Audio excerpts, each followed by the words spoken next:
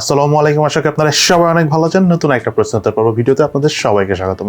আজকে আসলে বেশ কঠিন কিছু প্রশ্ন রয়েছে যেগুলো উত্তর দেওয়া আমার জন্য একটু কমপ্লিকেটেড, বাট চেষ্টা করবো প্রশ্নগুলির উত্তর দিয়ে আপনাদের সমস্যা বা আপনাদের মধ্যে যত কনফিউশন আছে সেটা ক্লিয়ার করে দেওয়ার জন্য। যাই হোক, আমাদের আজকের দিনে নাম্বার 1 প্রশ্নটা হলো রেডমি নোট 10 প্রো এই ফোনটা এখন কেনা উচিত কিনা। এই প্রশ্নের উত্তরটা আই থিঙ্ক কিছুদিন আগে আমি মনে হয় একটা কোশ্চেন অ্যান্ড অ্যান্সার ভিডিওতে বলেছি, বাট এই প্রশ্নটা এত মানুষই করতেছেন দ্যাটস আবার আমাকে বলতে হচ্ছে, এবং আজকে আমি নাম্বার 1 কোশ্চেন হিসাবে সেটা রেখেছি। তার কারণ হলো রেডমি নোট 10 প্রো এই ফোনটা শুরু থেকেই বাগস প্রবলেম ছিল, তখন অনেক বেশি ছিল। এখন বাগস ইস্যুসগুলো অনেক কমে এসেছে, বাট স্টিল টুকটাক অপটিমাইজেশন ইস্যুস আছে। বাট সব থেকে বড় যে সমস্যাটা হয়েছে, এই ফোনটা ক্যামেরা দিয়ে আপনার ছবি তুললে একটু রেডিশ ছবি উঠে, মানে লাল লাল ছবি উঠে। ফোনটা আপনার হাতে নিয়ে অনেক ভালো লাগবে, দেখতে অনেক সুন্দর, আউটলুক খুবই সুন্দর।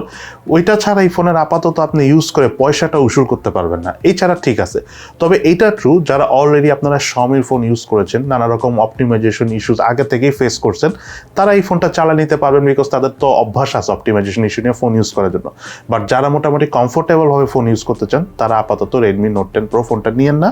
হতে পারে একটা সময় ফোনে এসে আপডেট এলে, হয়তো বা MIUI 13 যখন আপডেট আসবে তখন হয়তো বা এটা সলভ হয়ে যেতে পারে, বাট বলা যায় না, নাও তো হতে পারে, তাই না? সো কেন আপনি রিস্ক নেবেন না টাকা দিয়ে, বা আপনি কেন কিনে রিস্ক নেবেন? সো আই থিঙ্ক আপনারা যদি নতুন করে ফোন কিনেন আর আগে যদি আপনার Xiaomi ফোন ইউজ করার অভিজ্ঞতা না থাকে, সেই ক্ষেত্রে আপনি রেডমি নোট 10 প্রো ফোনটা নিয়েন না, এটা আপনাদের জন্য ভালো হবে। দেন এরপরের প্রশ্নটা হলো অ্যান্ড্রয়েড 12 ভার্সনের আপডেট সব ফোনে কবে আসবে? অ্যান্ড্রয়েড 12টা তো আসলে গত বছরের শেষের দিকে লঞ্চ হয়েছে, লাস্ট কোয়ার্টারের দিকে। সো আপনি ধরে রাখেন এই বছরের জুন জুলাইয়ের মধ্যে মোটামুটি সব ফোন এসে যাবে। জুন জুলাই না, একটু বেশি ধরেন জুলাই আগস্ট, কারণ অনেক ফোনের শুরুতে আসবে, আসার পর টুকটাক প্রবলেম হবে, দেন এটা ঠিকঠাক করে পুরোপুরি আসতে আসলে 6-7 মাস আরো সময় লাগবে। সো কিছুদিন ওয়েট করুন, কিছুদিন না, আর কয়েকটা মাস ওয়েট করুন আপনারা। আই হোপ আপনার ফোনে যদি অ্যান্ড্রয়েড 12 এর সাপোর্ট থাকে বা অ্যান্ড্রয়েড 12 আপনার আসার অপশন থাকে, তাহলে অবশ্যই এসে যাবে।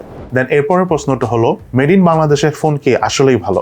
খুবই ট্রিকি একটা প্রশ্ন, উত্তর দিলে আমি বিপদেও পড়তে পারি, বাট যেটা সত্যি কথা, আপনি একটা জিনিস বোঝার চেষ্টা করেন, বাংলাদেশের সব থেকে বড় নাম্বার 1 প্রবলেম হলো স্কিল ওয়ার্কার বা স্কিল লেবারের অনেক শর্টেজ আছে।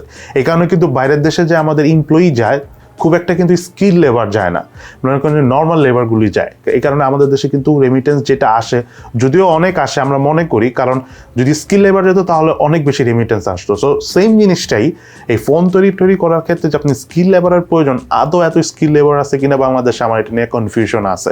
তো যেটা হচ্ছে মেইনলি, বাংলাদেশে তো মেইনলি ফোন তৈরি করে না, বাংলাদেশে হলো বিভিন্ন দেশে থেকে পার্টস এনে বাংলাদেশে ফোনটা জাস্ট অ্যাসেম্বল করে। সো অ্যাসেম্বল করার ক্ষেত্রে কিছু রুলস অ্যান্ড রেগুলেশন আছে, সেগুলো জাস্ট মানে কপি কাট আর কি বলা হয়, এটা জাস্ট ফলো করে তৈরি করা হয়। বাট ফিনিশিংটা ঠিক মতো হয় কিনা সেটা ডিপেন্ড করে কাকে দিয়ে আপনি কাজ করাচ্ছেন। আপনি যদি আপনার কোম্পানিতে লোক নিলেন 20 জনের মধ্যে যদি 15 জনই একদম নর্মাল ক্যাটাগরির লোক হয়, তখন আপনি বাই বাউন্ড কোনো রকম কাজ হলে আপনি খুশি থাকবেন, এটা খুবই স্বাভাবিক। কিন্তু 2-1 জন যদি নর্মাল হয়, সেটা আপনি ছাঁটাই করে ঠিক করতে পারবেন। আমি আসলে একটু অফ টপিকে কথা বলতেছি, কারণ এখানে আপনার একটা কনসেপ্ট বুঝতে হবে যে মেড ইন বাংলাদেশের জিনিসগুলোতে কেন ইস্যুস থাকে, স্পেশালি ইলেকট্রনিক্স আইটেমে। তার কারণ হলো স্কিল ওয়ার্কার এবং স্কিল লেবারে বাংলাদেশে অনেক শর্টেজ। কোম্পানিগুলো অনেক লোকই নেয়, অনেক বড়োভাবেই প্ল্যান করে, আলটিমেটলি স্কিল ওয়ার্কারের অভাবে করতে পারে না। যারা অনেক এক্সট্রিম বড় কোম্পানি, যাদের মানে বিজনেসে প্রফিট অনেক বেশি থাকে, তারা দেখবেন যে বাইরের থেকে এমপ্লয়ি এনে দেন কিন্তু কাজ করায়। এই কারণে দেখবেন বাংলাদেশের ম্যানেজমেন্টগুলো তো দেখা যায় যে বিদেশি এমপ্লয়ি বেশি থাকে, কারণ তারা অনেক স্কিল হয় বাংলাদেশের মানুষের থেকে। বাংলাদেশের মানুষ আমাদের হলো মাথা ভর্তি নলেজ, বাট কোনো স্কিল নাই, মানে স্কিলের সংখ্যা খুবই কম, এরকম মানুষ পাওয়া যায় না।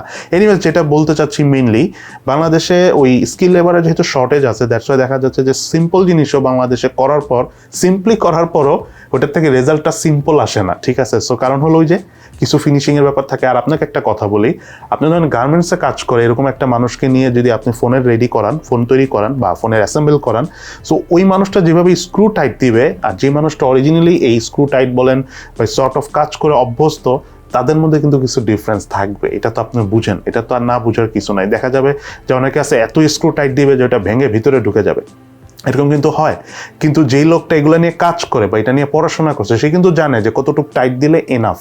তো এরকম অনেক বিষয় থাকে, আমি আপনাদেরকে থিওরিটিক্যালি অফ টপিকে যে আমি জিনিসগুলো বুঝালাম, সো আপনারা বুঝতে পারবেন যে বাংলাদেশে মূল শর্টেজ হলো স্কিল ওয়ার্কারে।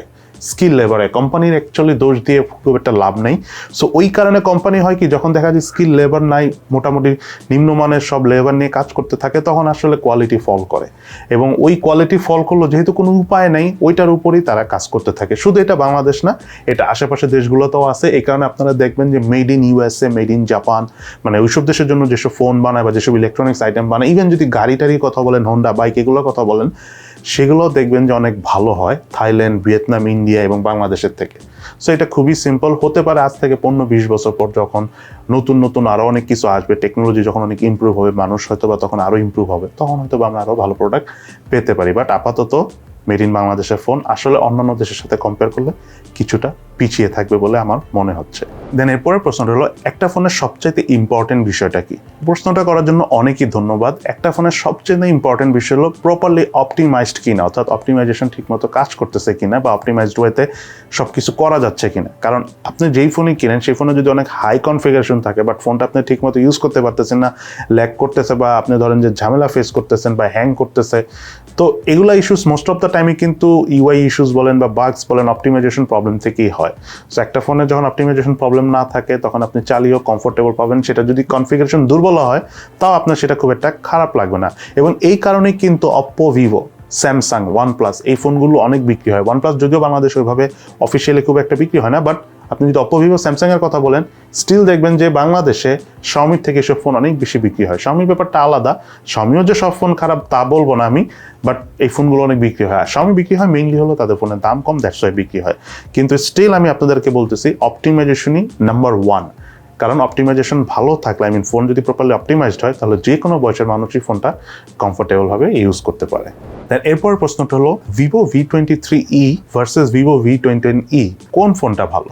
এই দুটি ফোনের মধ্যে ভিভো V21e মোবাইলটাই ভালো, সব দিক থেকে ভালো। প্রসেসর বলেন, পারফরমেন্স বলেন, আউটলুক বলেন, সব সাইড থেকে ভালো। ভিভো V23e এটা একটা ওভার প্রাইসড ফোন, এটা অবশ্য আপনারা নিজেরাই মার্কেটে যদি রিসার্চ করেন এমনিতেও বুঝে যাবেন। দেন আমাদের আজকের দিনের সর্বশেষ প্রশ্নটা হলো, আনঅফিশিয়াল ফোন কি এখন কেনা যাবে কিনা, বা আনঅফিশিয়াল ফোন কিনলে কোনো সমস্যা হবে কিনা? থ্যাংক ইউ ভেরি মাচ এই প্রশ্নটা করার জন্য। এই মুহূর্তে আনঅফিশিয়াল ফোন কেনা যাবে, কোনো সমস্যা নাই। আপনার আনঅফিশিয়াল ফোনটা কিনলে সেটা অটোমেটিক কিছুদিন পর অফিশিয়াল হয়ে যাবে। আপনারা যদি এসএমএস দিয়েও ট্রাই করেন, বিটিআরসিতে যদি এসএমএস করেন, বা অনেক সময় অনেক ফোনে অটোমেটিক বিটিআরসি থেকে এসএমএস আসে যে আপনার ফোনটা এখনো নিবন্ধিত নয়, এটা স্বয়ংক্রিয়ভাবে নিবন্ধিত হয়ে যাবে, এরকম মেসেজ কিন্তু আসে। সো এটা নিয়ে আপাতত কোনো চিন্তার বিষয় না। তবে এটা ট্রু যে আনঅফিশিয়াল ফোন একসময় ব্যবহার করা যাবে না। গভর্নমেন্টের তরফ থেকে বলা হচ্ছে যে আপাতত আনঅফিশিয়াল ফোন ইউজ করা যাবে, এটা নিয়ে কোনো ঝামেলা নেই। বাট বিটিআরসি থেকে বলা হচ্ছে যে তারা এটা নিয়ে কাজ করতেছে, সম্ভবত এই বছরের শেষ নাগাদ আসতে পারে ব্যান করার নতুন সিস্টেম, যেটা আমরা গত বছর শুনছি। বাট এবার বিটিআরসি গুছিয়ে আসবে। আগে যেমন বিটিআরসি ট্রায়াল পারপাস করতেছিল, ভেবেছিল খুব ইজিলি করে ফেলতে পারবে, বাট সেটা যেহেতু হয় নাই, এবার একদম 100% কনফার্ম হয়ে দেন তারা নামবে, যাতে এটা সম্পূর্ণভাবে তারা কন্ট্রোল করতে পারে।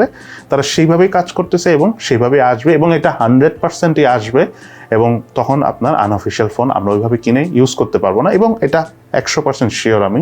তবে সময় লাগবে, হতে পারে এই বছর তারা বলতেছে এই বছর হবে না, আরও সময় লাগবে। তবে চিন্তার কোনো কারণ নেই, আপনারা এখন আনঅফিশিয়াল ফোন কিনুন, ব্যবহার করুন, এগুলো নিয়ে কোনো সমস্যা হবে না।